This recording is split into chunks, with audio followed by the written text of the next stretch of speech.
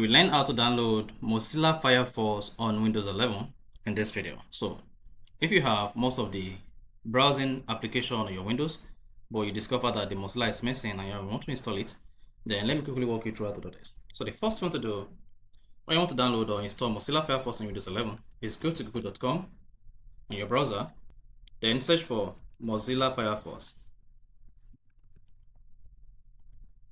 for Windows.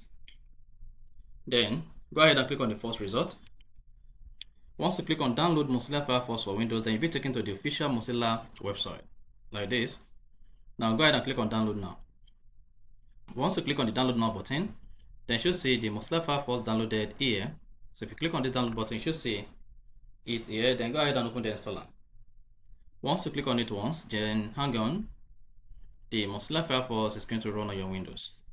So just hang on. Once you click on it once, then click on yes from the pop.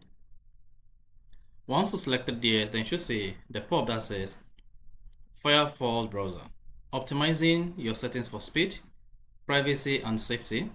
Firefox will be ready in just a few moments.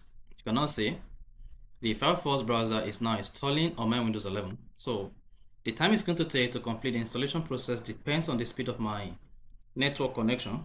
If my network speed is high, then the Mozilla Firefox should download and install in a couple of minutes. Now, once the Mozilla Firefox installation process is completed, then you should see the Firefox closed. Once it closed, just hang on a couple of seconds, and you should see the Firefox icon added to the desktop.